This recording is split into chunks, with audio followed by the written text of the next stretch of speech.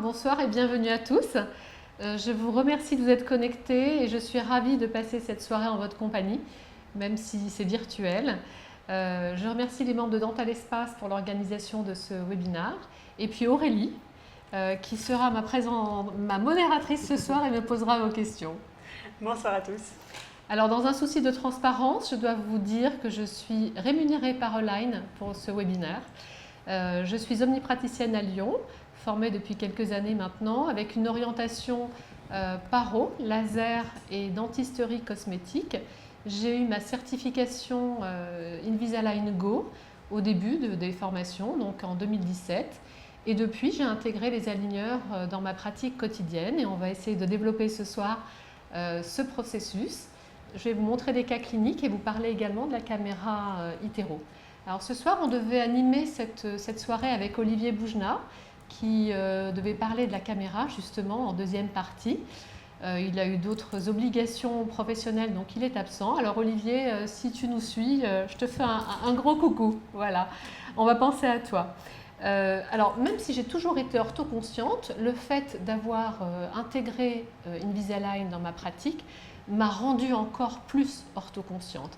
Et justement, je voudrais rebondir là-dessus parce qu'il y a toujours un débat entre dentistes, omnipraticiens et orthodontistes et je trouve que ce débat n'a pas lieu d'être parce que pour ma part, c'est mon orthodontiste qui m'a formée et même si j'ai une certification en full, je continue à lui adresser de nombreux cas et notamment des jeunes qui sont en croissance et que je ne traite pas. Voilà, donc il me semble que ce débat vraiment n'a pas lieu d'être.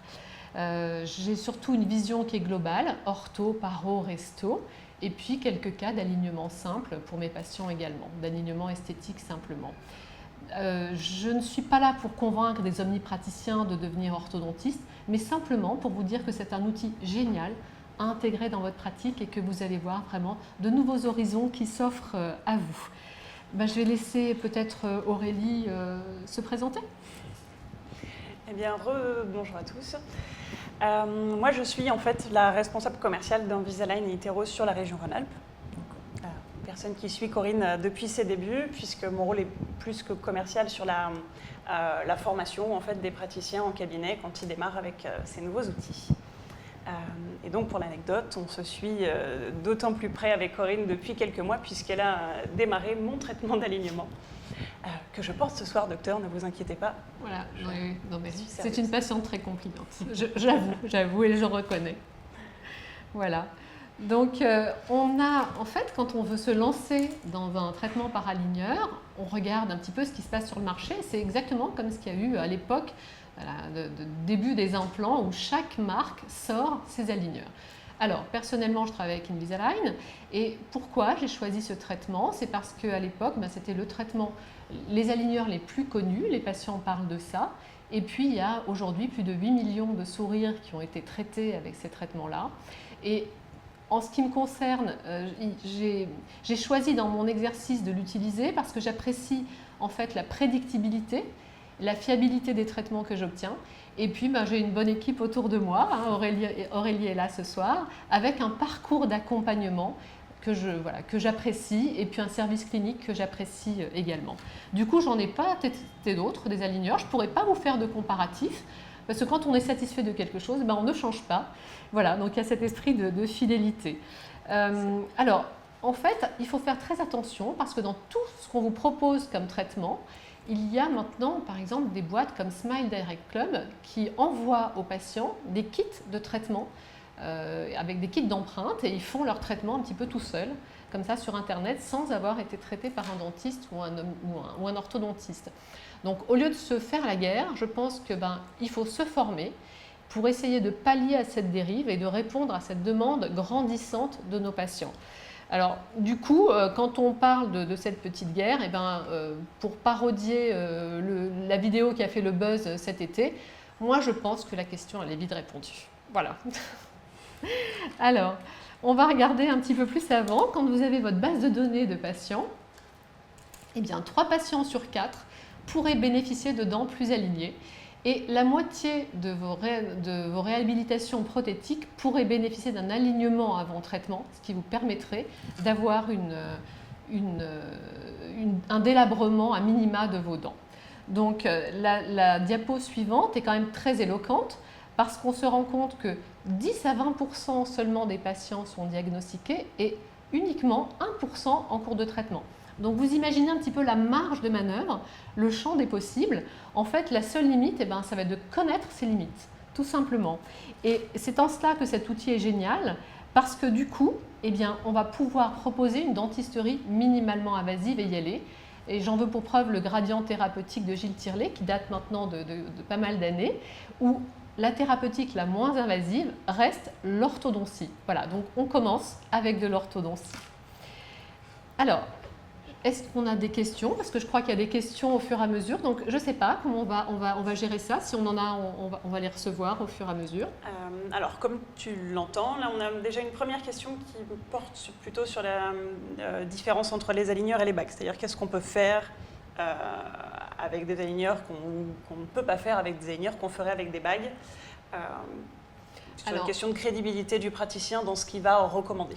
Alors, en tant qu'omnipraticien, j'ai envie de dire qu'avec Invisalign Go, donc le système Invisalign Go, on va se contenter de traiter des patients qui sont en classe 1 molaire.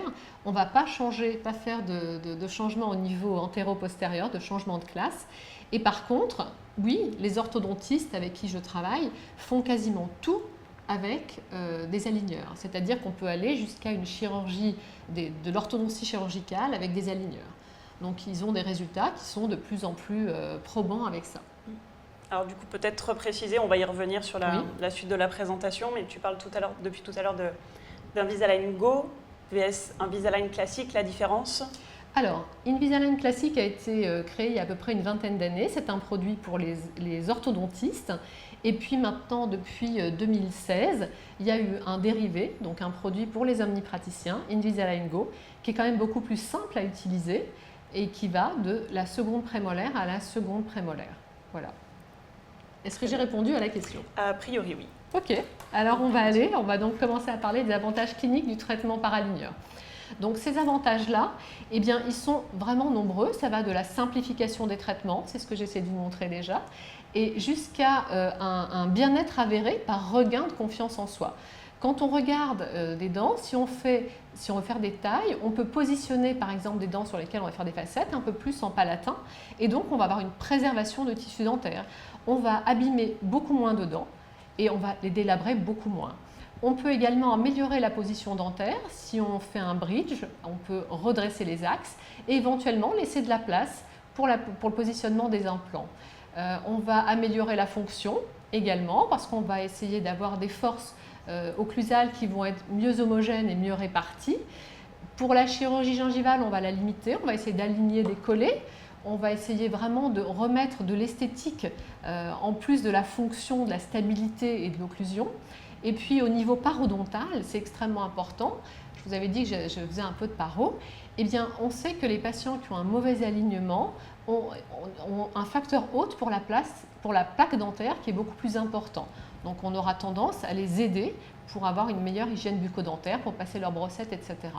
Donc par contre, je préfère le dire tout de suite, on ne commence pas de traitement d'orthodontie si on a un parodonte qui n'est pas sain, si on n'a pas traité une parodontite et si on n'a pas des patients qui sont en maintenance parodontale avec vraiment les bons gestes d'hygiène bucco-dentaire. Voilà. Et puis après, évidemment, l'amélioration du visage, du sourire du patient, etc., l'esthétique gingivale et tout le reste. Voilà. Donc, on passe à la suite. On va essayer vraiment de voir le système Invisalign Go en soi. Donc, c'est un système qui est assez simple à mettre en place au cabinet. On a ce qu'on appelle l'IDS, c'est Invisalign Doctor Site. Donc, c'est votre site avec tous vos patients référencés, tous les traitements que vous faites référencés, mais également un site de formation. Vous avez une galerie en ligne avec de nombreux cas, donc vous pouvez vous y référer pour avoir des cas qui ressemblent aux vôtres.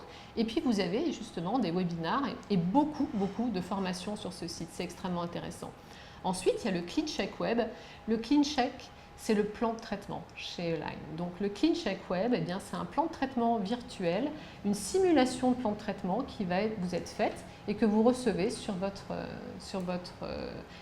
votre IDS. Et puis le traitement en soi, donc les gouttières, les aligneurs. Alors ce sont des aligneurs, je ne sais pas si tu ne peux pas en parler mieux que toi parce que tu les portes aujourd'hui, par exemple. C'est une idée. Alors, donc, ce sont des aligneurs assez fins qui vont faire un petit peu moins d'1 millimètre d'épaisseur. Déjà, donc c'est une première chose, c'est très confortable à porter par le patient. Généralement, on a une petite gêne pendant les 2-3 premiers jours. Je pense que tes patients te le disent aussi. Un léger zozotement selon les cas, mais qui disparaît au bout généralement d'un jour ou deux. Et c'est vrai qu'après, on les oublie. En fait, c'est vrai que c'est très confortable. Le retour que j'en ai, c'est que c'est confortable, quasi invisible, et on arrive à avoir des traitements relativement rapides. Voilà. Donc, je vais vous parler en fait des spécificités du traitement qui font que je travaille avec ce système. Alors, il y a les traitements, ce qu'on appelle les Smart Force, Smart Track et Smart Stage. En fait, c'est un système qui est smart. Vous connaissez le SMART. Si je vois l'acronyme, eh bien, c'est simple, mesurable, atteignable, réaliste et réalisable surtout, et dans un temps précis. Donc, ces fonctionnalités sont au nombre de 3. En parlant du matériau Smart Track, c'est le matériau de l'aligneur. Donc, c'est un matériau qui a été breveté par Align et qui va permettre de distribuer des forces de manière homogène, des forces constantes, relativement faibles. Et en fait, les gouttières ont cette faculté de se déformer pour plaquer aux dents, se coller aux dents et être vraiment, vraiment ajustées. Et puis après, elles ont la faculté de retrouver leur forme initiale en entraînant les dents dans un mouvement et en appliquant des forces. Donc ce matériau-là est breveté par Align. Ensuite, on a les fonctionnalités Smart Force. Eh bien, c'est la façon dont les forces vont être distribuées dans le système. Alors, nos aligneurs, quelquefois, ont ce qu'on appelle des zones de pression, donc pour appuyer à un endroit sur une dent, ou alors des power reach quand on a envie de faire du torque, par exemple radiculolingual. Mais surtout, ah ben voilà, on est à Paris, donc on a du bruit en live. Hein. Les aléas du direct. Voilà, les aléas exactement du direct. Et puis surtout, on a ces fameux taquets. Tout le monde entend parler de taquets quand on a un système, quand on travaille avec le système Invisalign, on parle de taquets. Et alors, ces taquets-là, en fait, ça correspond à des petits plots de composite que l'on va poser sur les dents en fonction du grand axe, du contour de la dent et des forces que l'on veut obtenir. Et on va les positionner avec des gouttières un petit peu comme les aligneurs qu'on appelle des templates, mais qui sont beaucoup plus souples. Alors, j'espère que vous avez entendu ça, malgré les sirènes. Donc, ils sont positionnés vraiment avec exactitude, hein, et c'est pour avoir des forces efficaces. Et puis après, le séquençage Smart Stage, ce sont des algorithmes avancés de mise en forme de l'aligneur pour analyser en fait et optimiser le parcours des dents et donc adapter les forces et les mouvements à ce parcours-là. On va voir à quel endroit on veut positionner notre dent et puis on va travailler tout ça en amont pour y arriver. Alors, est-ce qu'on a des questions, Élie ? Eh bien, rien de nouveau pour l'instant. Je te laisse suivre ton déroulé. Donc, pour le déroulé, c'est un processus en 6 étapes où on a une évaluation de traitement. Alors, cette évaluation de traitement est simple à faire, elle est gratuite. Donc, vous prenez des photos de votre patient avec une application, donc Photo Uploader. C'est une application que vous avez sur iPhone ou sur Android quand votre patient est là.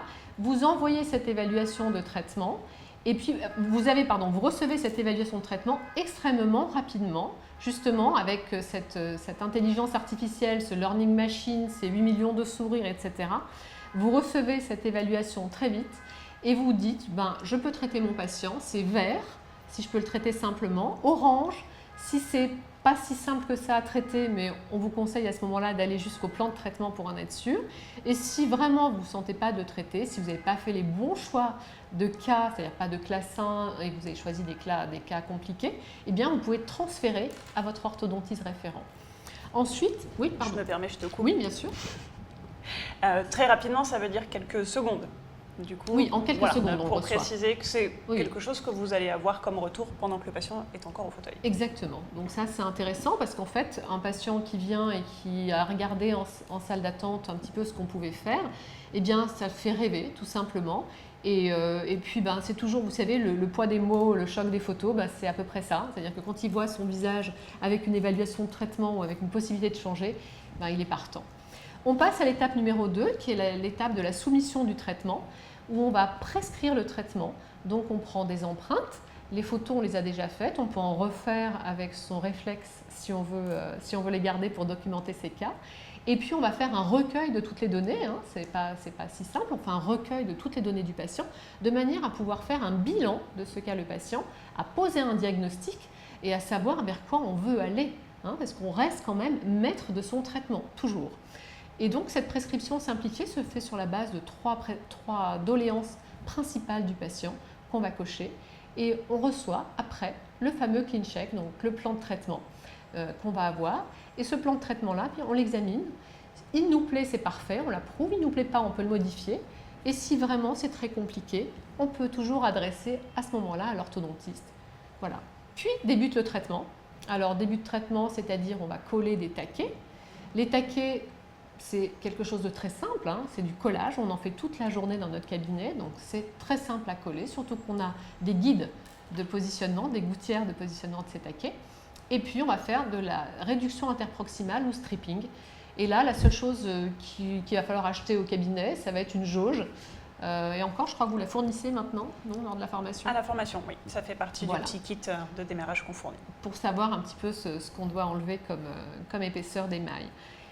Ensuite, la surveillance du traitement, qui est relativement simple. On revoit le patient en moyenne toutes les 4 gouttières. Donc, comme le patient porte ses gouttières entre à peu près 14 jours, donc ça fait qu'on le voit à peu près tous les 2 mois. Donc, ce n'est pas très contraignant, ni pour le patient, ni pour votre agenda.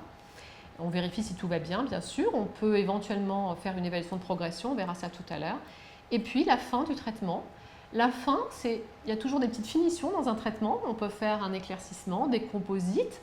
On peut, si on n'est pas arrivé au résultat final et espérer dès le départ, recommander des traitements, enfin des jeux de gouttières pour faire des aligneurs de finition. Ils sont inclus dans le prix initial, donc on peut continuer à faire ça. Et puis après, évidemment, vient la phase de contention sur laquelle on ne déroge pas, qui fait partie intégrante du traitement. Alors, on a une vingtaine d'aligneurs par traitement, donc ce sont des jeux de 2 aligneurs, un haut et bas. En général, on préfère traiter le haut et le bas. Et puis, on va avoir donc 20 jeux de gouttières qu'on change tous les 15 jours. Voilà. Donc, je vous avais préparé une petite vidéo. Mais je dois vous dire avant, en fait, qu'il ne faut, pour ne jamais oublier que pour réussir un traitement, en fait, il faut écouter votre patient. Il faut l'écouter, il faut l'entendre, prendre en compte ses doléances. Et puis toujours garder la maîtrise de votre traitement. C'est vraiment extrêmement important. Donc il faut connaître ses limites, je vous l'ai déjà dit tout à l'heure. Donc on commence toujours par des cas très simples, hein, avec des cas en classe 1. Et puis vous allez voir qu'il va y avoir une courbe de progression qui va être fonction de votre expérience avec le système. Et rappelez-vous, hein, je le répète, mais c'est important de le répéter, on ne change pas les rapports de classe avec de l'Invisalign Go. Et quand on va lancer ces plans de traitement, on va recevoir pour chaque patient, on va détailler un peu le clean check dans une petite vidéo que je vous ai faite, on reçoit de multiples options de traitement qui sont avec une expertise clinique en fait qui va être intégrée dans ces fameux algorithmes et le learning machine.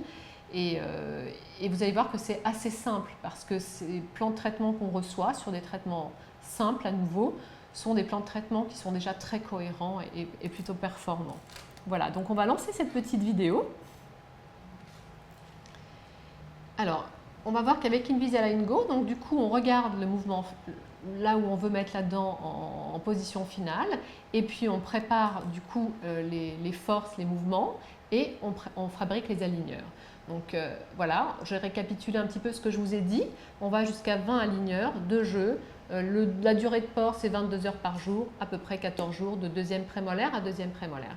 On va corriger des encombrements qui sont légers à modérés, jusqu'à 6 mm à peu près, en prenant toujours en compte la notion d'espace disponible et d'espace nécessaire. Et on va faire pareil avec un espacement léger à modéré jusqu'à 7 mm. Donc ça répond déjà à beaucoup de vos patients. Un décalage de l'axe médian peut être corrigé jusqu'à 1 mm également. On va pouvoir corriger une supraocclusion ou un surplomb vertical jusqu'à 5 mm. Et puis un surplomb horizontal pour améliorer la ligne du sourire jusqu'à 3 mm. On parlait tout à l'heure de paro. Donc là, on a une correction d'articulés croisés, 2 dents en antérieur, pas de dents postérieures. Et après une expansion, donc l'expansion jusqu'à 4 mm par arcade, mais là attention, toujours au contexte parodontal. En parlant de paro, eh bien voilà, on va pouvoir améliorer et diminuer le facteur haute, donc la plaque dentaire. Et puis quelquefois on a des cas très compliqués en bout à bout, et puis on peut réhabiliter de manière beaucoup moins invasive sur ces cas d'usure et bruxisme. On a un cas tout à l'heure à vous présenter. Voilà. Donc votre patient vient au cabinet. En salle d'attente, vous avez quelque chose qui s'appelle un smile view. Donc il se prend un selfie. Et puis, vous recevez dans les minutes qui suivent la photo avec une évaluation de sourire de votre patient. Donc ça, c'est quelque chose de sympa. Et puis ensuite, une fois que vous en avez discuté avec lui, vous l'installez, vous prenez votre application sur votre iPhone ou votre téléphone, le photo mobile uploader, et c'est très simple, c'est très didactique. On va vous montrer comment prendre les photos, on va vous valider la position de vos photos pour qu'elles soient de qualitatives, et vous recevez la fameuse évaluation très rapidement. Donc j'ai récapitulé, vert, à peu près vert avec un peu d'orange, et puis orange plus complexe. La prescription, les trois phases, les trois doléances principales du patient, donc pour la prescription, et puis on passe à la suite. On prend une empreinte. Alors j'ai la chance au cabinet d'avoir une empreinte optique avec iTero, mais on peut très bien faire ça avec des empreintes PVS classiques. Et puis on reçoit nos plans de traitement CleanCheck. Alors au départ, on en reçoit plusieurs. Pourquoi? Parce qu'on peut travailler avec ou sans attachement, avec ou sans faire de stripping, ou en laissant même de la place autour des incisives latérales, si on a des incisives latérales risiformes par exemple, ou si on veut remodeler un petit peu les dents antérieures qui ont une DDD. Voilà, donc on va pouvoir bouger un petit peu tout ça. Quand on a vu qu'il y a un des plans de traitement qui nous convient à peu près, on va le garder et on va commencer à travailler à partir de ce plan de traitement pour faire des modifications.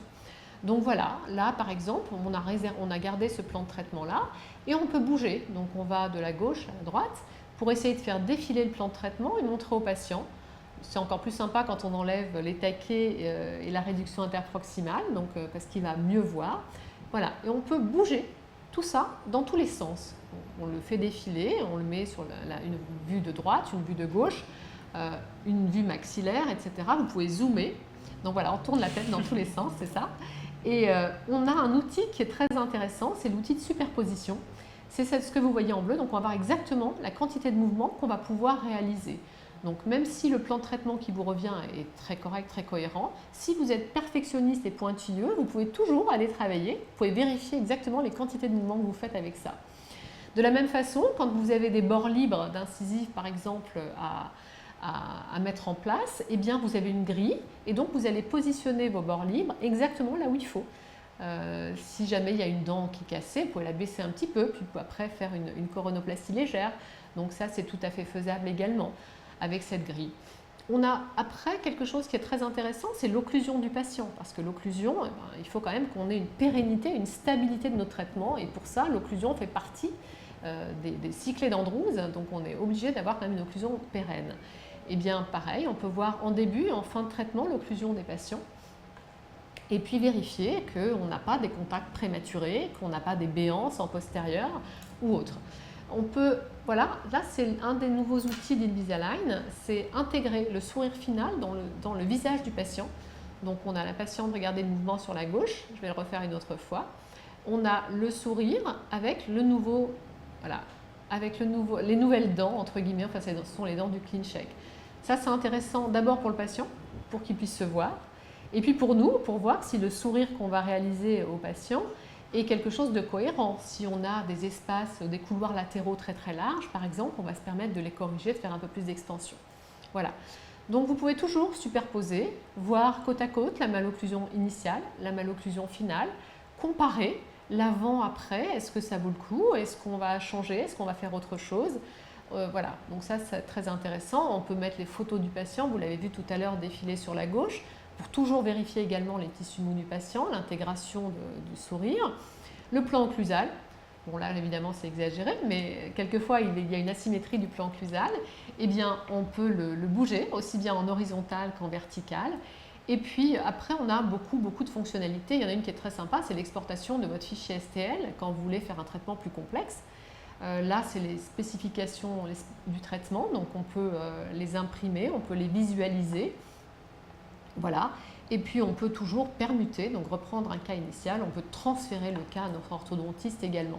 Donc vous voyez, tous ces outils-là sont extrêmement utiles C'est quelque chose qui est très intéressant à voir, à manipuler. Là, on a tous les mouvements, dent par dent.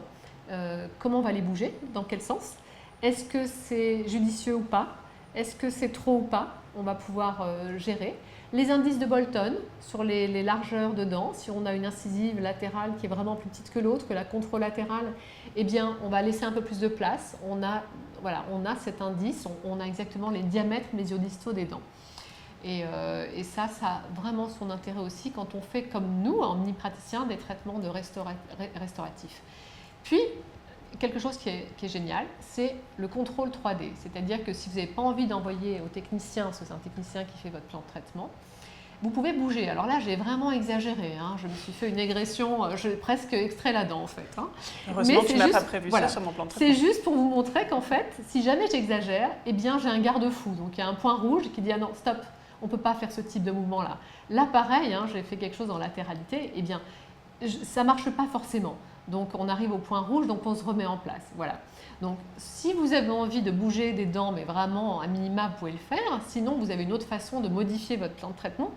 C'est tout simplement de noter des commentaires au technicien et qui va gérer le plan de traitement pour vous. Les modifications, évidemment, c'est vous qui l'approuverez à la fin parce qu'encore une fois, vous êtes maître de votre traitement. Voilà. Et donc si ça va, parfait. Si ça ne va pas, eh bien on modifie jusqu'à temps qu'on ait un sourire et un résultat qui nous plaît.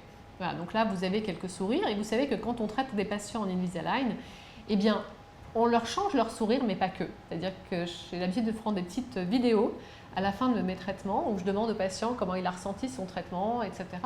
Et souvent, ils me disent ben, « Docteur, en fait, vous avez changé mon sourire, mais aussi vous avez changé ma vie et mon rapport aux autres. » Donc ça, eh bien, c'est la petite larme que j'écrase à chaque fois parce qu'il n'y a aucun traitement que je fais qui m'apporte autant de gratification. Donc, on va peut-être faire une pause pour voir s'il y a des nouvelles questions. Alors, eh ben, tu fais très bien de me solliciter maintenant, parce que là, on avait notamment une question sur le nom de l'appli qui est en ce moment à l'écran. Alors, c'est Mobile Photo Uploader, donc ça tombe très bien, elle est écrite. Vous pouvez la charger sur iPhone ou sur Android et elle est gratuite. Oui, alors précisons du coup juste que oui. Pour l'utiliser, il faut avoir un compte Invisalign puisque cette appli fonctionne avec les mêmes identifiants que ceux que vous utilisez pour votre compte. Exactement, c'est-à-dire que quand vous avez cette appli, vous remplissez juste le nom d'un patient et tout ça, toutes les données vont être envoyées sur votre fameux IDS, hein, votre compte Invisalign DoctorSight en ligne. Autre chose? Alors oui, il y avait une autre très bonne question qui était, je vais la lire, si le patient n'est pas satisfait du résultat obtenu avec son traitement Invisalign, peut-on continuer le traitement chez un orthodontiste? Dans ce cas, est-ce un simple transfert de dossier ou doit-il tout refaire chez l'ortho? Alors là, c'est plus compliqué quand même. Parce qu'en fait, quand on transfère le cas d'un patient, on le transfère soit au moment de l'évaluation, si c'est compliqué, soit au moment de la réception du clean check, où vous n'avez payé que votre clean check. Et donc, vous transférez les photos, vous transférez le tout à votre orthodontiste. Et donc, ça ne vous coûte pas grand-chose. Si vous faites un traitement, je ne sais pas, et que le patient n'est vraiment pas satisfait, soit vous avez des aligneurs de finition, ça veut dire que vous n'avez peut-être pas géré le bon cas au bon moment. Parce qu'en principe, comme c'est très prédictible, normalement, vous arrivez aux résultats qui sont promis sur le clean check. Et si vous n'êtes pas vraiment à ces résultats, avec il y a des finitions mais minimes, on peut faire des aligneurs de finition, mais autrement, ça veut dire que le cas a été mal géré ou que l'indication du cas n'a pas été bien posée. Hein, je pense que c'est plus dans cet esprit-là. Voilà, parce qu'autrement, il faudra rembourser votre patient. Donc, c'est une autre histoire. L'important étant de planifier autant que possible. Voilà, tout à fait. Et puis, je pense que quand on fait ça, il y a un service clinique qui est vraiment à l'écoute. Et pour les premiers cas, et même maintenant, quand j'ai des cas un peu complexes, je n'hésite pas à prendre un rendez-vous avec le service clinique et à discuter du cas pour essayer vraiment d'obtenir les meilleures options possibles de traitement. Voilà, donc c'est là que si jamais j'ai répondu à la question, ben, tant mieux. On peut passer à la suite. Voilà. Donc l'application Mobile Photo Uploader, très simple, vous voyez, on est géré, on va vous mettre des gros ronds rouges quand le patient est trop loin ou alors qu'il tient sa tête un peu de travers. Et puis dans le vert quand vous êtes vraiment bien positionné. Et on prend tout, on prend voilà, même la photo avec un large sourire pour pouvoir intégrer le sourire final avant de commencer. Donc, une fois qu'on a reçu notre évaluation, on va soumettre le cas, c'est ce que je vous disais. Donc soit avec une empreinte optique, avec une caméra. Personnellement, encore une fois, j'ai la chance d'en avoir une, je travaille avec Itero, mais on peut travailler également avec TreeShape. Je vais te laisser spécifier, Aurélie, les caméras qui sont compatibles avec le traitement Invisalign. Oui, tout à fait. Alors, on a une passerelle aujourd'hui avec donc, TreeShape sur la Trios 3, avec l'Omnicam chez Sirona également, et du coup la gamme Itero. Voilà. Mais autrement, on fait des empreintes en PVS. Donc, vous recevez des porte-empreintes plastiques de chez Align et ensuite vous avez une boîte et le transport est pris en charge, etc. Tout part. Mais évidemment, quand on fait ça, on pense bien à faire un devis, un consentement éclairé. On recueille des données pour poser un diagnostic et puis pouvoir travailler. Donc, vous avez vu tout à l'heure dans la vidéo, mais j'avais flouté le visage de la patiente. Pourtant, tous les patients que vous allez voir ce soir, j'ai leur accord pour montrer leur visage, mais bon, cette patiente-là n'était pas très à l'aise, donc je lui ai dit que je flouterais son visage. Voilà, donc là, vous voyez, on voit le sourire dans le visage de la patiente, et c'est quelque chose qui est génial. C'est-à-dire que vous avez quelqu'un qui vient, qui ne sait pas trop, donc on a un mock-up virtuel en quelque sorte, et du coup, il sait à quoi s'attendre. Et souvent, il valide son plan de traitement. Puis un patient comme ça qui a vu ce qu'il a comme traitement, il va être acteur de son traitement jusqu'au bout. Donc c'est quelque chose qui est extrêmement intéressant à mes yeux. Et encore une fois, pour nous également, si jamais on voit que le sourire qu'on a fait n'est pas tout à fait le bon, quand il sourit, que ce n'est pas très joli, on peut toujours le modifier à ce moment-là. Le début du traitement. Alors, taquet stripping, ça c'était la grosse question parce que j'ai vu qu'avant le webinaire, on avait déjà des questions sur les taquets. Sachez que si vous êtes en formation, vous avez des webinaires spécifiques pour les taquets stripping, des TP et plein de choses. Ce soir, ce n'est pas le but, c'est simplement de vous montrer le déroulé du traitement. Donc, la pose des taquets, c'est des petits plots de composite. Vous voyez, c'est la photo au milieu. On a des templates, des gouttières souples pour les positionner exactement là où on veut, encore une fois en fonction du grand axe de la dent, du contour, des forces que l'on veut appliquer. Et en fait, c'est parce que les taquets vont permettre à la gouttière de mieux coller et donc aux dents de bouger, vraiment de suivre le mouvement dans la meilleure, dans la meilleure optique possible. Elles vont bouger vraiment et selon les mouvements préconisés. On peut se servir de taquet également pour ajouter de l'ancrage, mais c'est exactement les mêmes principes de collage que quand vous faites des composites. Pour les stripping, c'est ce que vous voyez, on va enlever un petit peu d'émail interproximal. Donc, vous savez qu'il y a en moyenne 1 mm d'émail au niveau d'une dent, donc on va enlever au maximum 0,5 et encore c'est très très rare qu'on enlève 0,5. Voilà, donc on peut avoir des taquets en combinaison également en fonction des mouvements que l'on peut obtenir. Ensuite, on va passer à la surveillance du traitement, puisque le traitement se déroule bien, on passe à sa surveillance. Là, avec la caméra, donc quand le patient vient vous vérifier que ses gouttières sont bien enfoncées, qu'il les porte bien, qu'il a respecté toutes les consignes qu'on lui a données, qu'il les change pas trop rapidement, qu'il porte ses 22 heures et tout, n'est-ce pas? Oui, bien sûr. Bien sûr, mademoiselle. Voilà. Et puis, quand on a une caméra optique, eh bien, on peut faire une évaluation de progression du traitement. C'est-à-dire qu'on fait un scanner, qu'on va superposer au scanner précédent et qu'on va surtout superposer au plan de traitement, à l'étape du plan de traitement en cours pour voir si on a vraiment le plan de traitement, les dents qui suivent le plan de traitement préconisé. Donc ça c'est sympa parce que ça nous permet du coup d'être tranquille et de pouvoir anticiper un éventuel problème. Et puis quand le traitement est fini, on passe évidemment à la contention. Donc je disais la contention, il y a des finitions de traitement quelquefois.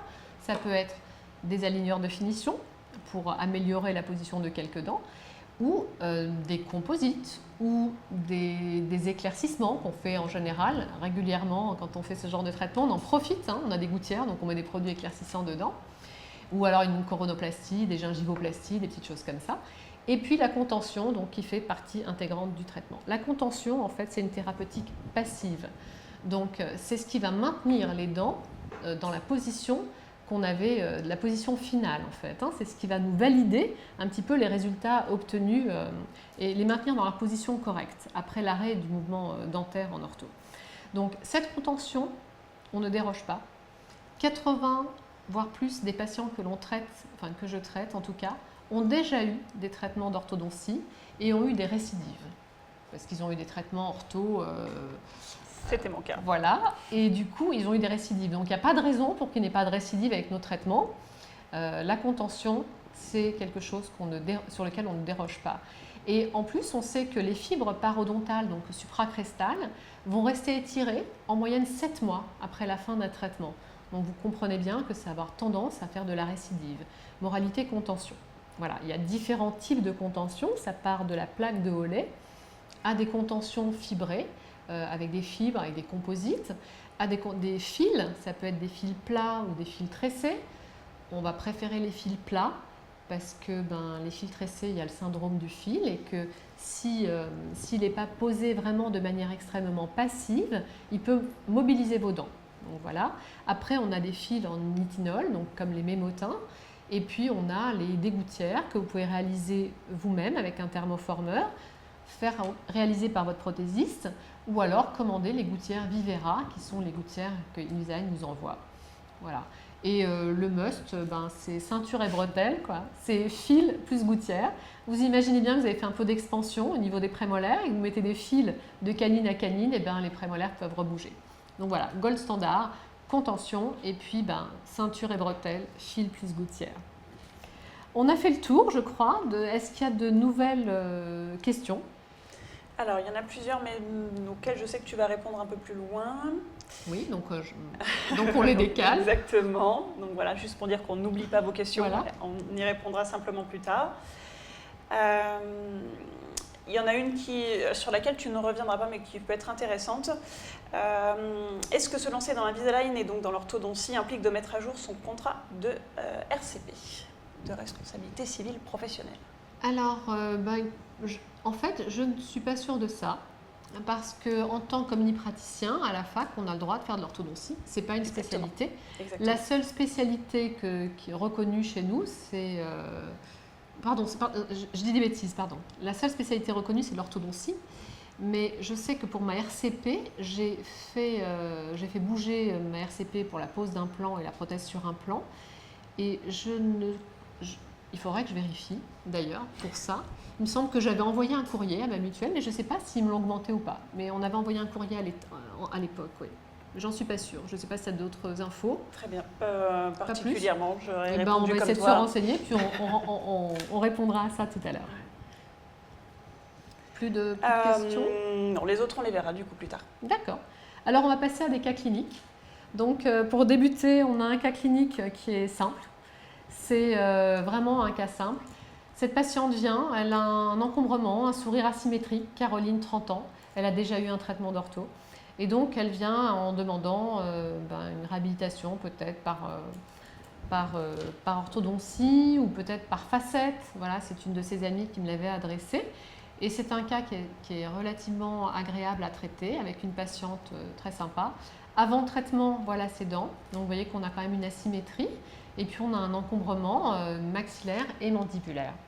Donc, le traitement pour cette patiente, on va faire une évaluation de cas. Alors ça, c'est l'évaluation qu'on peut faire également sur iTero, sur la machine, donc, en plus de celle du photo-uploader. Donc on scanne la patiente, 30 secondes après on a ça, c'est tout au vert, donc on peut très bien se lancer. Et puis on a même une simulation du traitement. Cette simulation, ça n'est pas le plan de traitement, c'est juste pour dire on peut à peu près arriver à ça. Donc c'est une première chose également. Ensuite, on va lancer le clean check, on va soumettre le plan de traitement. Et puis voilà, donc on voit dérouler le clean check pour cette patiente. On a eu un peu de stripping parce qu'on avait quand même un encombrement qui était assez conséquent à la mandibule. Et pareil au maxillaire avec la latérale qui rentrait. Et on était surtout en classe 1, canine et molaire, donc on ne voulait absolument pas toucher nos rapports de classe encore une fois. Donc, en cours de traitement, on la revoit, on fait notre évaluation de progression, donc on n'est pas obligé de la faire avec un scanner, mais là en l'occurrence je l'ai, donc j'en profite. Donc on fait l'évaluation de progression, tout fonctionne, tout est au vert, donc on continue. Et là on arrive en fin de traitement, 20 aligneurs, 7 mois de traitement, donc c'est quand même relativement court. On a eu un éclaircissement, des petits composites, enfin je dis toujours des petits, mais enfin des composites d'ailleurs. Et puis le jour des photos finales, on a fait une gingivoplastie laser. Je travaille avec du laser, donc voilà, on va voir ce que ça donne. Ici, c'est sur la 12.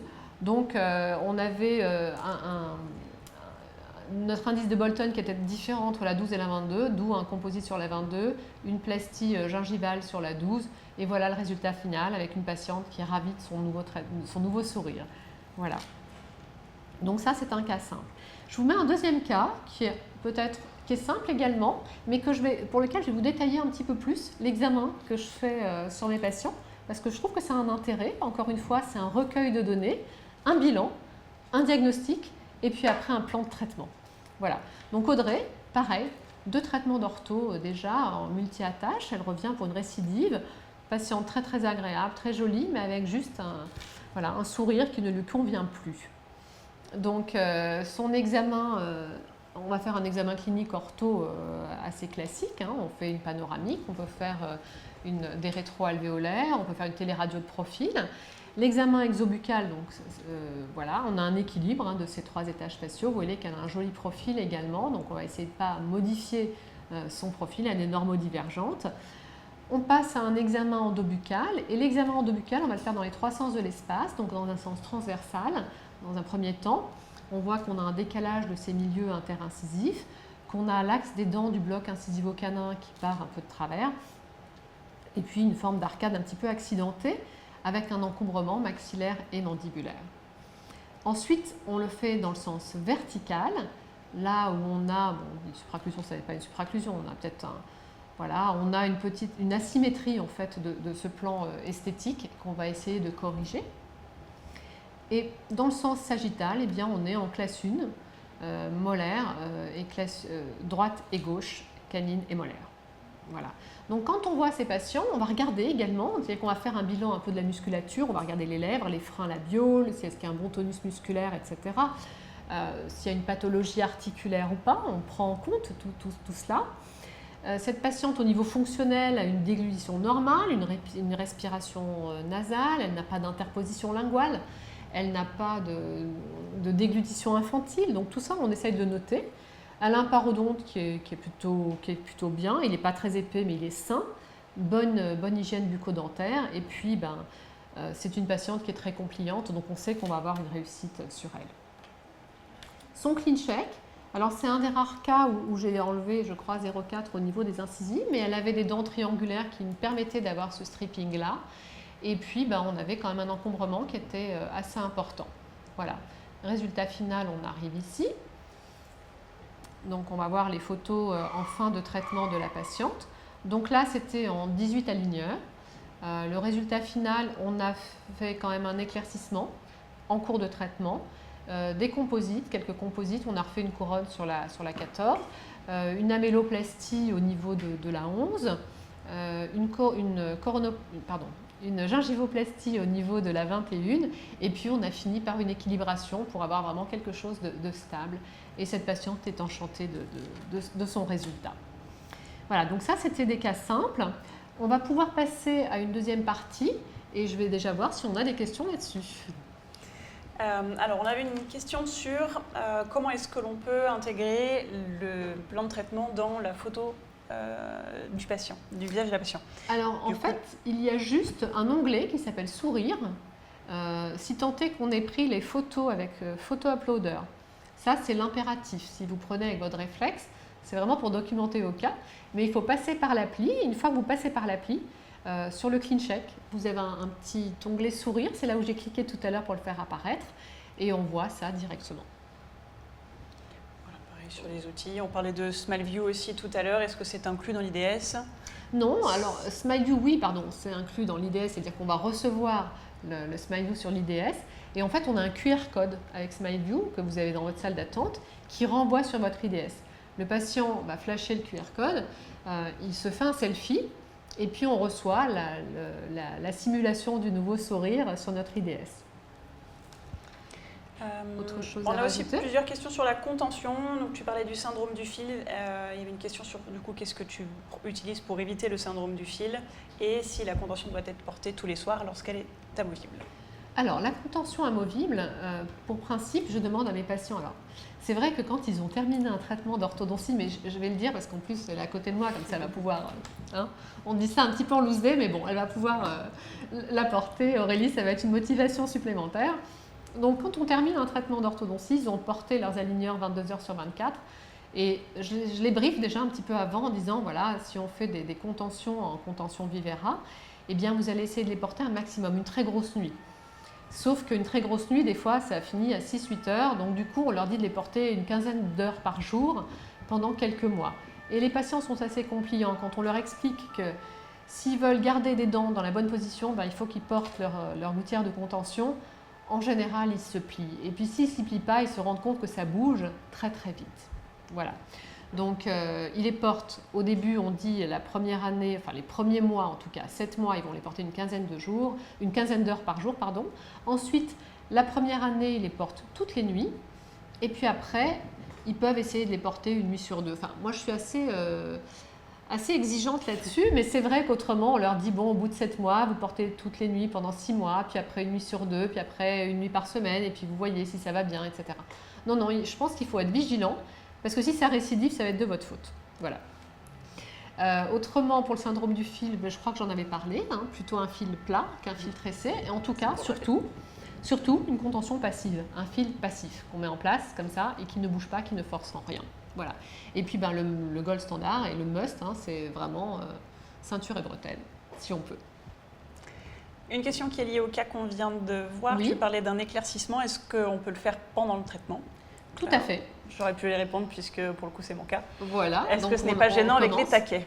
Alors non, parce qu'en fait le produit éclaircissant, on n'éclaircit pas les mailles. Les taquets sont collés sur les mailles, donc ça passe la barrière de l'émail. Et oui, je le fais régulièrement en cours de traitement, ce qui est plutôt sympa parce qu'à la fin, quand les patients sont un petit peu, j'allais dire, usés entre guillemets par leur traitement, qu'ils en ont un peu marre, ils sont pressés d'avoir un résultat final, et bien ça les rebooste. Donc ça c'est sympa.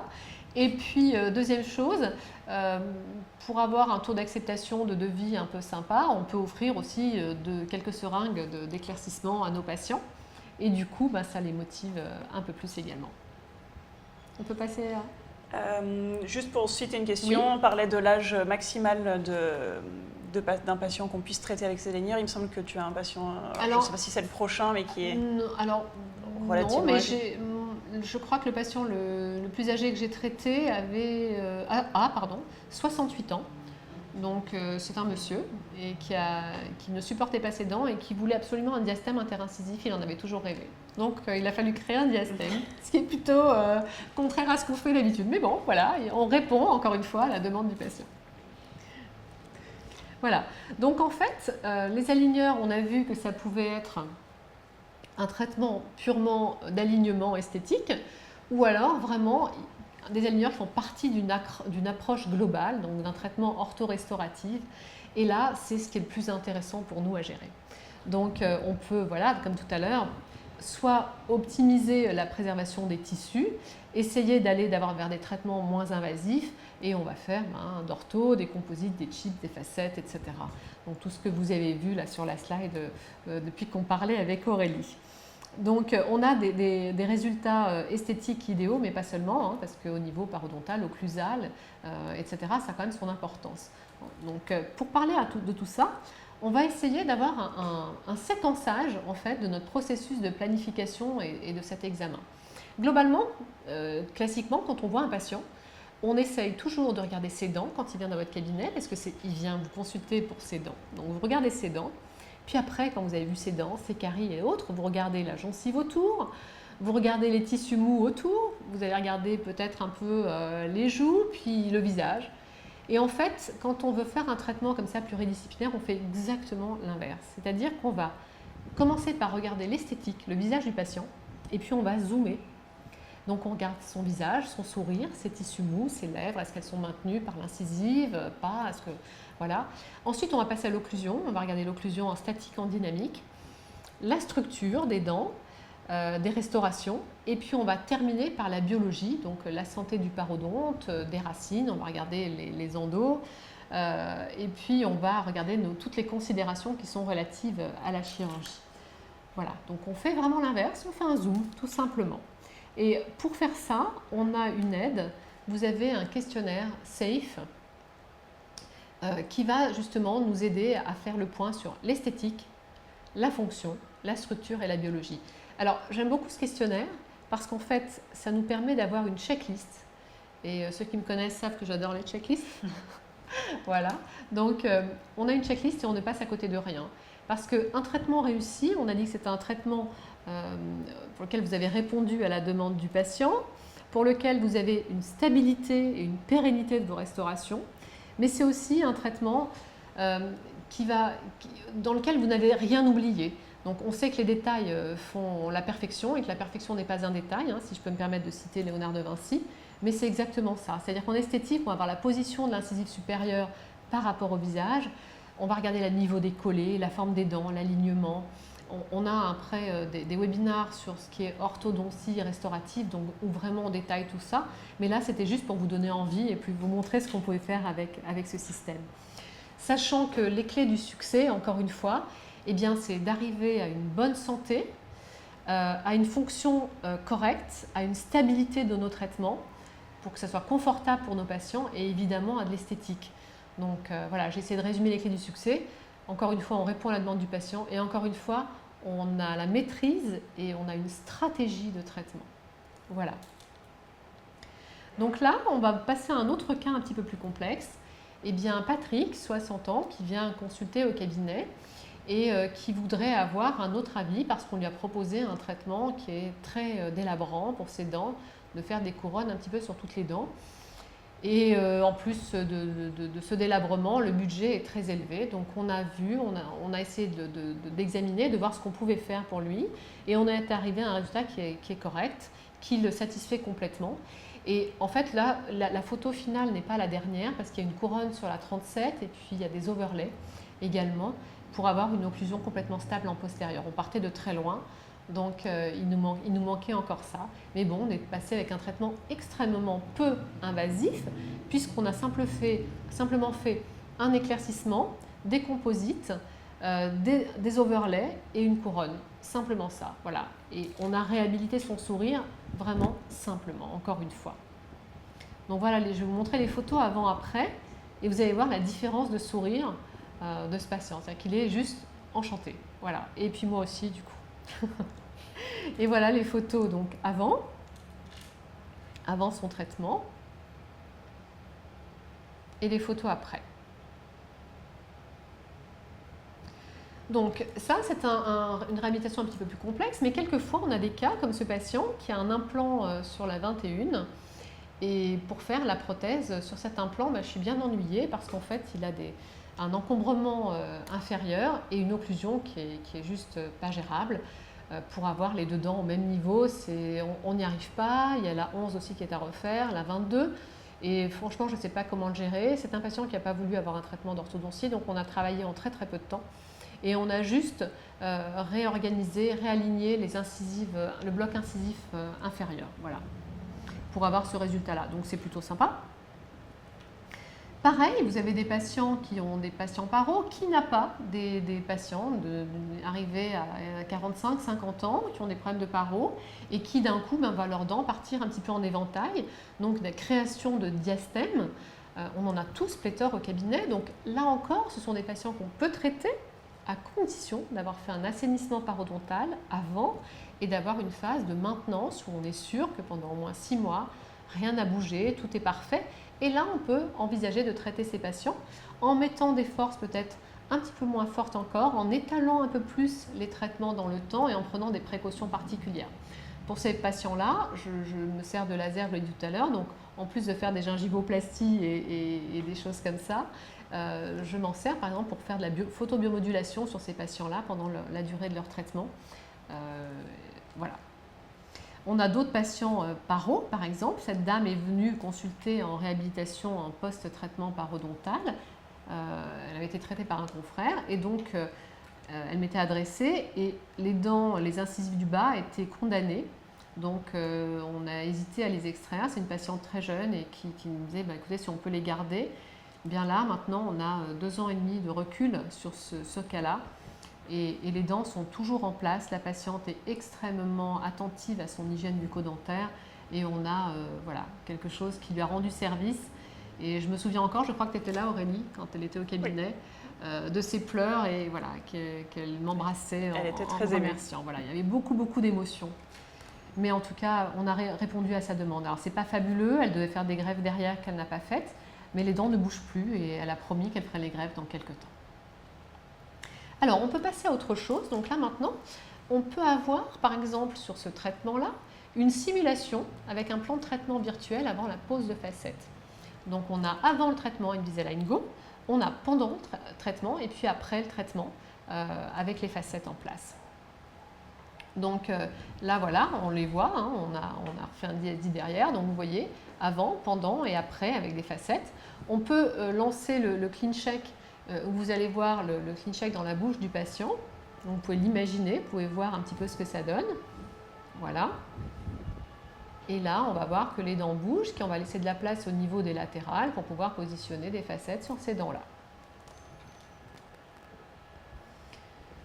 Un autre cas, j'essaye de dérouler des cas cliniques parce que c'est ce qu'on a eu en demande, de voir des cas cliniques, de voir pas mal de choses un peu différentes pour essayer de donner envie et de montrer des cas vraiment très différents.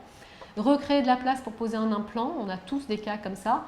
Un patient adorable, alors lui, quand on fait le diagnostic, classe 3, squelettique, chirurgical. Donc évidemment, je l'envoie chez l'orthodontiste, je ne m'amuse pas à le traiter comme ça. Il refuse d'y aller, il refuse la chirurgie. La seule chose qui le dérange, c'est sa dent. Il a un appareil amovible avec une dent qui est très vestibulée, très en avant. Et donc, il veut juste qu'on lui arrange ce problème-là. Et honnêtement, j'aurais vraiment préféré qu'il fasse un traitement orthochirurgical, mais bon, il l'a refusé. Et là, du coup, on a essayé de répondre à sa demande quand même. Donc là, c'est un compromis de traitement, hein. Je n'allais pas refuser de le faire. Quelquefois, pour des classes 3 comme ça, je refuse. J'envoie chez l'orthodontiste et puis je dis, voyez avec lui s'il n'accepte pas, mais en tout cas, moi, je ne le fais pas, sauf pour ce patient-là, où vraiment, je voulais essayer de lui rendre service et de recréer la place pour cet implant. Voilà, donc on a recréé la place, on voit sur le clean check qu'on a un peu plus de place pour cette fameuse 12 absente. Et puis, c'est un cas qu'on a géré avec Olivier, qui n'est toujours pas là ce soir, évidemment, mais bon, qui fait pas mal de choses avec DigiSmile et donc qui m'aide beaucoup. Voilà. Et en post-traitement Invisalign, on a recréé sa place. Donc les récessions, il les avait déjà, c'est pas mieux. On a à peine bougé, on a essayé de ne pas empirer la chose. Donc on a limité l'expansion. Enfin bref, on a essayé vraiment de préserver au maximum le parodonte, qui était déjà pas top.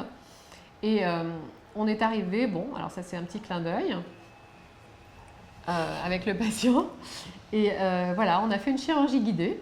Donc, il y avait on a scanné le patient, j'ai envoyé les fichiers d'ICOM et STL à Olivier, qui nous a préparé un guide chirurgical, qui est venu au cabinet le jour de la pose de l'implant.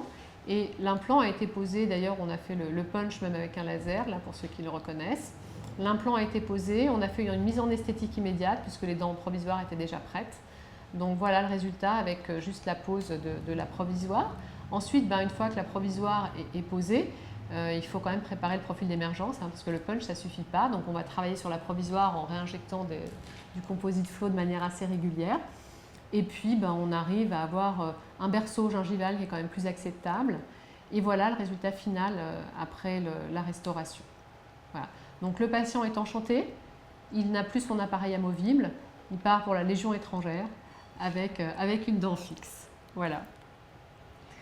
Alors Jean, je me permets de faire un petit parallèle puisque j'ai une question qui s'apparente un peu à ce cas. Oui. Ici, on a traité un patient du début en sachant qu'on allait lui faire un implant. La question, c'est de savoir comment est-ce que l'on gère un patient pour lequel on aurait une restauration en cours de traitement d'alignement. Alors, en général, on essaye de faire tous les soins avant de commencer, mais il peut arriver qu'il y ait une dent qui casse ou autre. Alors, quelquefois, on se sert des aligneurs, en fait, comme un peu une technique de Stamps quand on veut faire un composite, ou alors on prend l'aligneur précédent et on peut même découper les dents et faire des restaurations avec ça. Donc on peut se servir des aligneurs qu'on a ou des aligneurs d'avant, parce qu'on a la forme des dents, on peut les découper et se servir de ça comme de matrice. Donc c'est assez intéressant. Mais ça arrive effectivement. Quelquefois, je mets mes patients en dents provisoires et je me dis je ferai les définitives vraiment à la fin pour que ce soit chouette, mais il y a des dents très abîmées, on est obligé de réaliser des provisoires. Donc là, il faut que ça tienne bien, quoi. Voilà. Ce que j'allais préciser du coup, si tu me permets, c'est que vous avez la possibilité de refaire des finitions du coup en cours de traitement si jamais il y a une restauration du coup qui ne s'ajusterait pas avec les aligneurs. Exactement, c'est-à-dire que si l'aligneur après ne fonctionne pas, on peut repartir un peu sur un nouveau traitement, c'est-à-dire qu'on va anticiper et on demande des aligneurs de finition à partir de ce moment-là. Voilà, donc ça nous fait gagner du temps. Alors, cette patiente vient consulter au cabinet, un génésie des 2 incisives latérales supérieures, mais pas que, hein, vous avez vu le parodonte. Et puis, c'est très très compliqué de gérer ça, parce que je ne sais pas comment on fait pour poser une dent comme ça, avec cette asymétrie qu'elle a. Donc là, c'était un cas que j'avais réalisé avec Philippe Acquenin. Philippe, si tu nous écoutes, toi aussi, coucou. Voilà, et du coup, cette patiente, en fait, on a essayé de répartir les espaces. Alors, on a commencé par un traitement paro, j'insiste, par une motivation à l'hygiène bucco-dentaire, et puis après, eh bien, on a réparti les espaces de manière beaucoup plus harmonieuse pour pouvoir gérer le cas prothétiquement parlant. Donc, la répartition des espaces, eh bien, à la fin, après le traitement paro, répartition d'espace, on arrive à ça. C'était pas encore fabuleux, parce qu'entre les 2 centrales, on n'avait pas tout à fait les bons espaces. Et la patiente n'a pas voulu d'aligneur de finition, donc elle était pressée de terminer. Du coup, il a fallu gérer avec ça. Et on a géré au mieux, enfin comme on a pu. Voilà, on a fait un DSD, un mock-up. Ça s'est laissé du mock-up en bouche, donc ça lui convenait.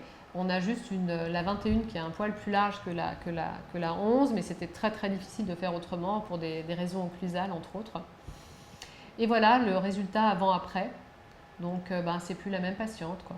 Hein, j'ai envie de dire. Voilà. Elle a quand même un sourire qui est plus éclatant. Et ce qui a été pareil, comme retour, c'est que quand elle s'est vue dans le miroir, elle fait « Enfin, c'est moi !» Donc voilà, ça c'est un super retour également d'un patient. Et c'est ce qu'on a toujours avec Invisalign. Voilà le résultat final, fait par Cécile Cara. Donc c'est assez bien intégré. Un cas un peu plus complexe encore. Donc c'est réhabilitation d'un sourire. Patient d'une 50aine d'années qui vient au cabinet, vous voyez quand je lui demande de sourire, alors le sourire maximal c'est la 2e photo, alors je lui dis on dirait le sourire de Joker dans Batman, quoi. Donc c'est à peu près ça, ça fait presque un rectus, mais il n'arrive pas à sourire, il est hyper complexé, et puis quand on voit ses dents, on comprend en fait mieux pourquoi il est complexé, c'est-à-dire qu'il a un recouvrement important, mais coloration de tétracycline terrible, et puis des amalgames, enfin voilà, des récessions, plein de choses qui ne vont pas. Donc là, pour faire quelque chose sans trop délabrer, on a décidé de faire un traitement d'ortho en quelques gouttières pour essayer de lever un petit peu cette supraocclusion, de laisser de la place pour pouvoir poser et puis de corriger l'encombrement inférieur et laisser la place pour pouvoir poser nos facettes sur ces dents-là. Donc pour ce cas, encore un travail avec DigiSmile et Olivier. On a fait un Bellus 3D, donc voilà, un scanner de son visage. J'ai adressé ça à Olivier et il m'a fait un mock-up virtuel. Donc, m'a imprimé les modèles et me les a envoyés. Et du coup, on a réalisé avec, c'est Francesco Zanillo d'ailleurs qui travaille avec Olivier qui a fait tout ça. Et on a réalisé ça. Voilà, donc après le traitement Invisalign Go, vous voyez, on a profité du traitement pour éclaircir. On a éclairci quand même pas trop mal. C'est pas fabuleux, mais déjà on a un substrat qui est moins marron foncé et moins gris foncé. Donc un peu mieux pour nous. Le jour de l'essai du mock-up, on trouvait que c'était pas trop mal, ça lui plaisait, ça lui convenait. Et puis ce patient, en fait, maintenant il sourit. Il a quand même un sourire qui est quand même plus sympa. Vous voyez, ça n'a plus rien à voir avec le rictus du départ. Voilà, et puis là, un dernier cas.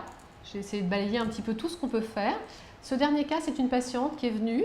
Vous voyez, elle est en bout à bout, avec beaucoup d'usure. Elle est quasiment, vous allez voir ses dents, elles sont vraiment esquintées. Et on a simplement fait un scanner et on a récupéré les fichiers STL et pareil avec Olivier DigiSmile et Francesco Zamillo qui font Design for Me. Ils m'ont réalisé un mock-up virtuel pour cette patiente en fin de traitement. C'est-à-dire qu'on a juste le STL en début de traitement, le clean check en début, le clean check à la fin. On sait exactement où on va mettre les dents au point de vue orthodontique pour pouvoir arriver à un résultat sympa esthétiquement parlant. Donc voilà, ça c'est le clean check initial qui est à gauche, le final à droite, et puis après sur Exocad, voilà ce que ça donne. On a récupéré donc les STL, mais voilà, on va refaire exactement la même chose. C'est un logiciel de CFAO, donc de conception numérique. Et là encore merci à mes compères qui ont réussi à faire un truc sympa. Donc vous voyez, on le voit dans l'espace, on a la place pour passer, on a regardé l'occlusion, etc. Et voilà le résultat final, voilà ce qu'on va pouvoir proposer à cette patiente. Cette patiente n'a pas beaucoup de moyens. J'avais voulu au départ faire une tristep technique, mais voilà, c'était beaucoup trop onéreux pour elle et en fait, elle voulait qu'on répare ses dents de devant, les 2 dents de devant, ces 2 centrales supérieures. Mais comment réparer ces dents? C'est-à-dire qu'elles sont en bout à bout, c'est impossible. Donc on a réussi à faire ça. Ça va être un traitement à minima en orthodontie et puis un traitement à minima aussi en esthétiquement parlant. Peut-être même avec des composites injectés, on va voir ça en fonction du budget final. Voilà. Et du coup, le résultat, ça donne ça. Et on va commencer le traitement sur cette patiente.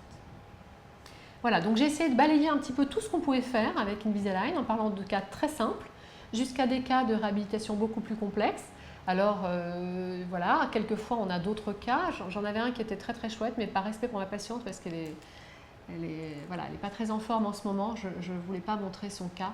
C'était avec des restaurations très importantes postérieures en implantaires et puis en antérieur une réhabilitation globale avec des facettes. Mais voilà, quand elle ira mieux, on en reparlera. On a fait le tour. Je vous dirai quelques mots sur Itero, mais on va peut-être reprendre les questions. Eh bien, j'en ai 2 qui vont nous faire la transition. Oui.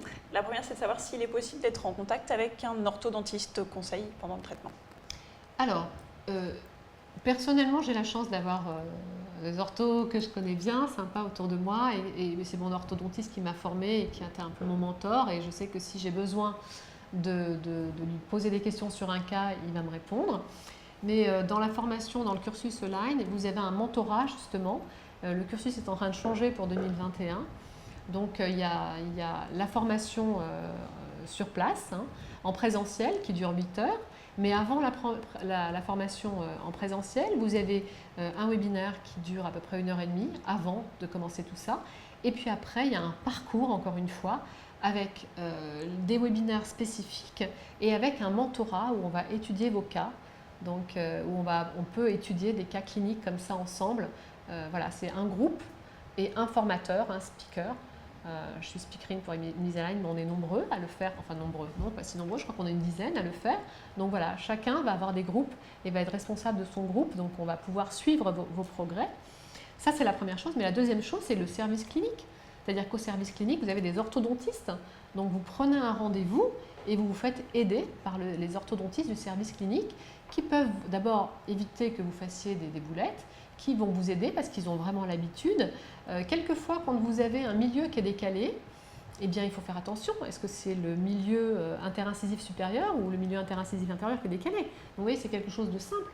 Si vous avez un patient de profil qui a un profil déjà un petit peu rétrusif et que vous décidez de tout rentrer, ça ne va pas le faire. Donc, tout ça, toutes ces choses-là sont des choses que les orthodontistes que vous avez au service clinique, qui sont hyper agréables en plus, vont vous aider. Voilà, ils sont là, ils vous encadrent, ils répondent à vos questions et il ne faut surtout pas hésiter à les solliciter.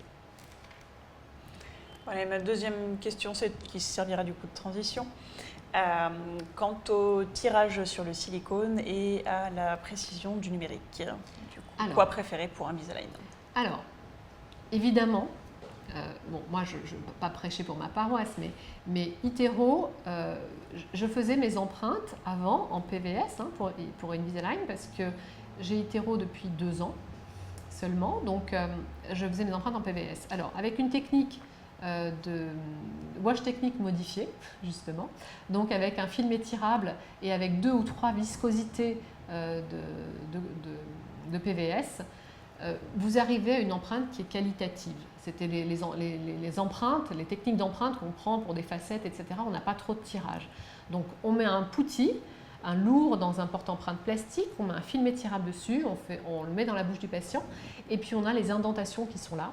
Et ensuite on enlève ce film étirable, on injecte soit du light, soit du médium. Personnellement, je le faisais avec 3 viscosités, donc médium dans mes indentations, pendant que l'assistante mettait le médium dans les indentations, et moi je mettais le light en bouche, et on avait des empreintes qui étaient nickel. Il faut effectivement avoir toutes les dents, le tissu mou autour des dents, sans être trop compressif, avoir derrière les dents de sagesse ou les dernières molaires, si on a les dents de sagesse, voilà, ou sinon derrière les dernières molaires. Avec Itero, on a une empreinte qui est beaucoup plus qualitative, c'est-à-dire qu'on a 10 fois moins de rejet globalement quand on envoie nos empreintes, parce que on vérifie sur le scanner et c'est très facile de reprendre ou de parfaire une empreinte. Quand vous travaillez avec un scanner, il suffit de rescanner la zone qui est à parfaire, tout simplement. Voilà, donc la qualité, la précision, elle est là. Alors, petit aparté, j'avais essayé l'Itero il y a à peu près une dizaine d'années, quand c'était encore chez Straumann. Et à l'époque, c'était vendu pour faire des couronnes sur implant et de la prothèse et de la restaurative. Donc vraiment, j'avais testé ça. Et du coup, c'était pas vraiment pour Invisalign, il y avait une précision incroyable. Aujourd'hui, on s'en sert en plus pour l'orthodontie, mais pas que, quoi. On peut s'en servir pour tout. Est-ce que j'ai répondu Eh bien, écoute, ça va à peu près. Alors, on avance. On a quasiment terminé, on va être dans les temps. Du coup, la caméra Itero, on va en parler brièvement, c'était la partie qu'Olivier devait faire. Effectivement, on se pose des questions quand on veut acheter une caméra. Le prix, le temps, la précision et la difficulté. Concernant le prix, c'est sûr c'est un investissement, mais on a beaucoup de retours sur investissement. D'abord parce que ça donne une image de modernité, de technologie à votre cabinet. Parce que vous allez gagner du temps.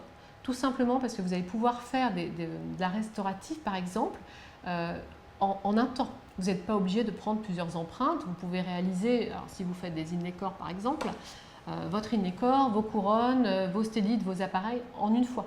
Ce n'est pas très compliqué. C'est très très performant.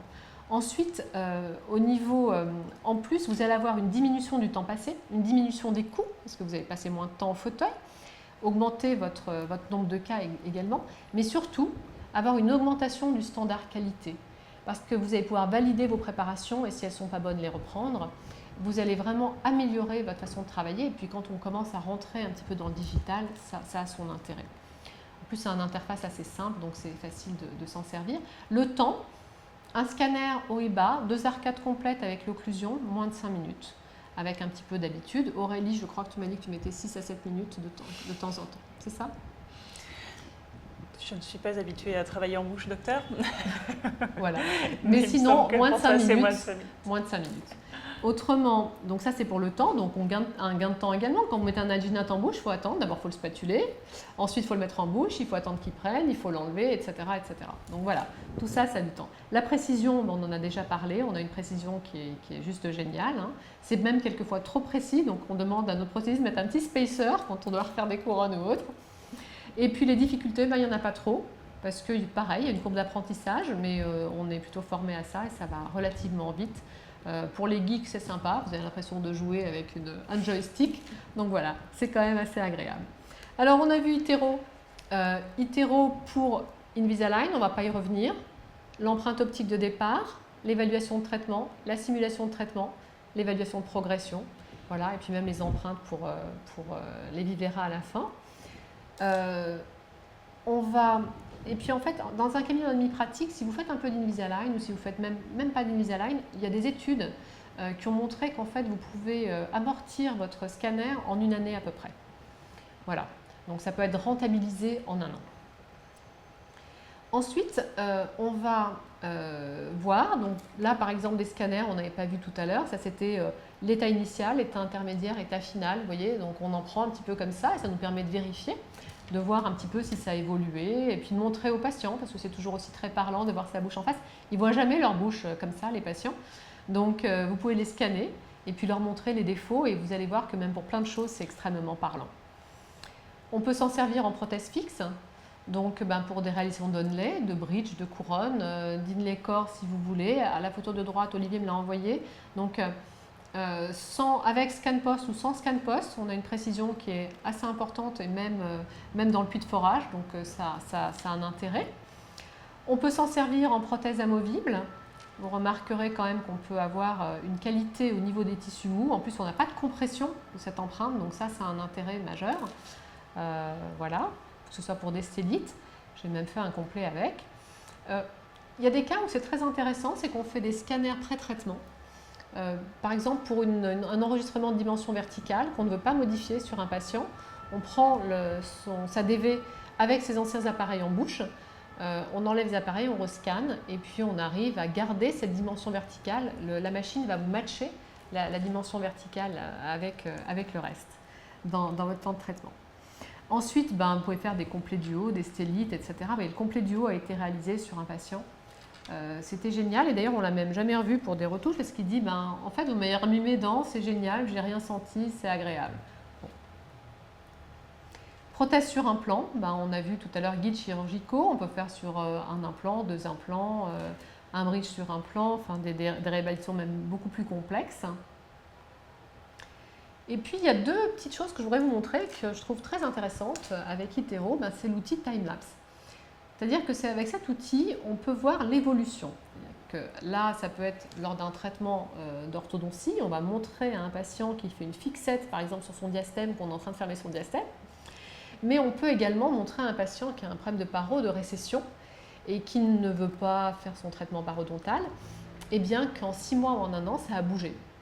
Ou alors, un patient qui veut pas, pareil, qui a un diastème et qui dit que c'est rien, et on sait très bien que c'est à cause de son problème parodontal, de sa perte osseuse, que sa perte d'attache, que ça bouge, et bien on va pouvoir lui montrer l'évolution de tout ça. Voilà, avec cet outil Timelapse, on compare 2 scans en fait, avant, après. Voilà, donc vous l'avez et c'est quand même très intéressant. La vidéo suivante, ça va être une vidéo avec l'Itero Element 5D, où vous avez une technologie NIRI, donc c'est dans l'infrarouge, et où on peut aller voir les caries interproximales. Donc ces caries, vous me direz que vous les voyez en faisant une petite radio, mais enfin bon là, vous n'irradiez pas votre patient, et tant qu'à faire, vous êtes en train de le scanner. Si vous décelez une carie, vous n'avez pas besoin de faire des radios supplémentaires. Voilà, donc ça a cet intérêt-là également. Et puis, la dernière chose pour laquelle on va utiliser iTero, ça va être pour un outil de motivation, de réflexion et de communication. Donc on a vu qu'on s'en sert en prévention avec la visualisation, l'outil Timelapse. On va s'en servir pour le diagnostic avec NIRI.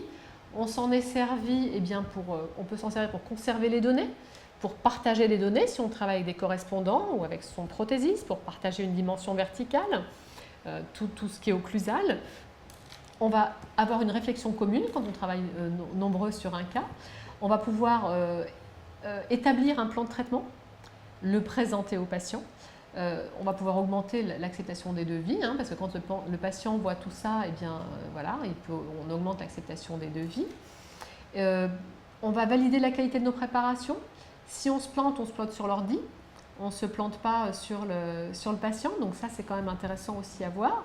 Et puis après, vous savez que le workflow digital, c'est quelque chose qui est quand même de plus en plus présent dans notre cabinet. Et j'aime bien cette phrase d'Eric Blau. Donc, la plus grande difficulté de la transformation numérique, c'est de changer la roue de la voiture sans l'arrêter.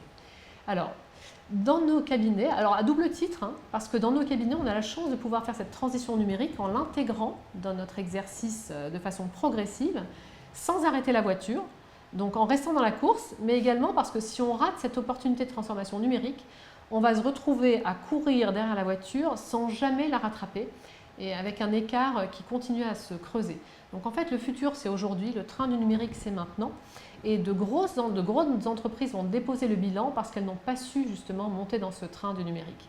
Donc le futur, on a dit que c'est déjà aujourd'hui.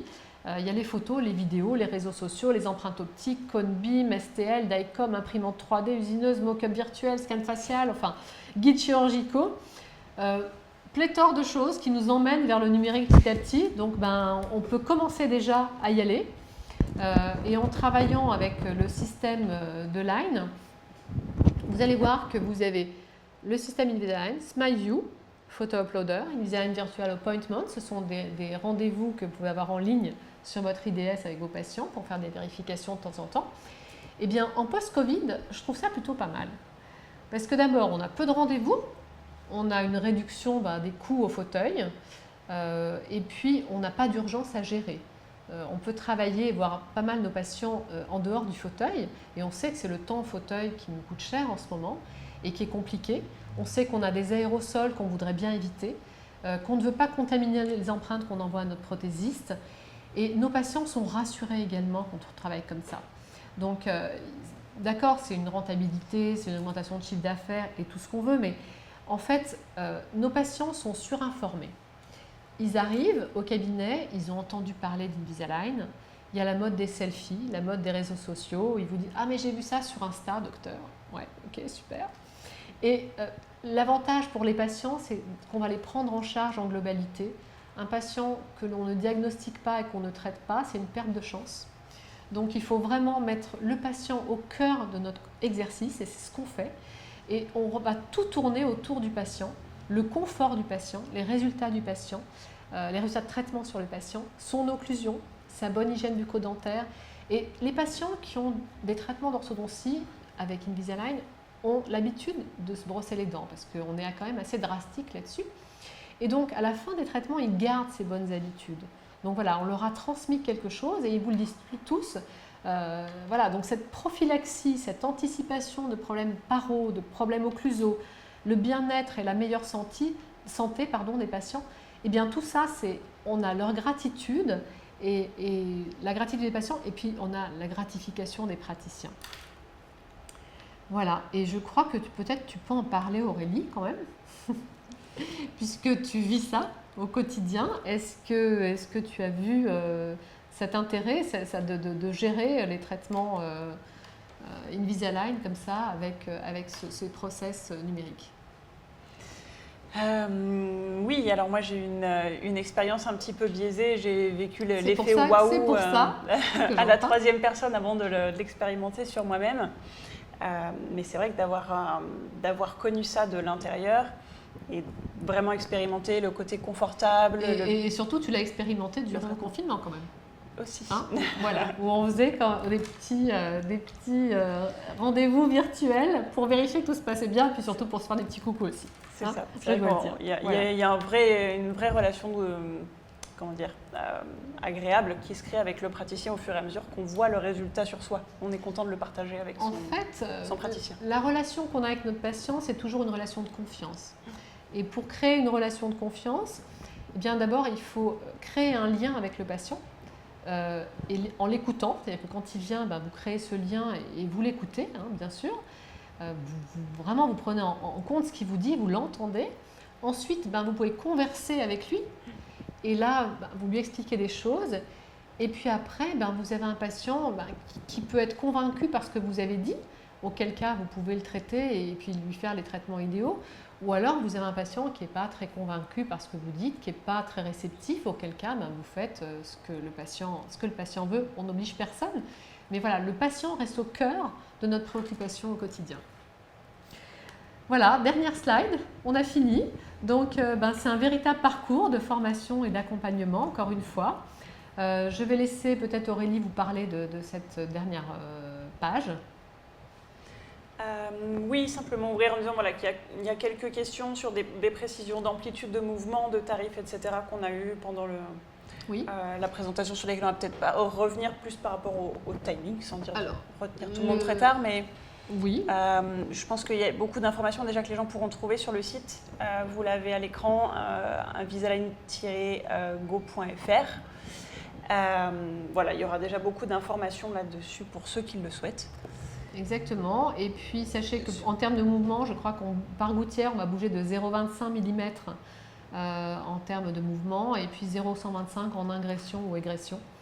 Après, il y a des quantités de rotation de dents. On est entre 20 et 30 degrés selon qu'on bouge une incisive centrale, latérale ou une prémolaire. La latérale va avoir plus de rotation.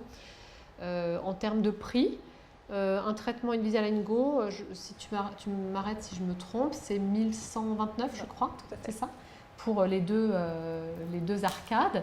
Et puis le traitement peut-être des Vivera, les gouttières Vivera sont livrées par 3 jeux. Donc 3 jeux de 2 gouttières haut et bas. Et il me semble que c'est 305 pour euros. Les 2 arcades. C'était plus cher, 305 euros. Est-ce qu'on a fait le tour des questions? Oui, à peu près. Tout à fait. Eh bien, parfait. Si vous avez tout retenu, ben, je dis plus des questions puisqu'on les a traitées en cours de route.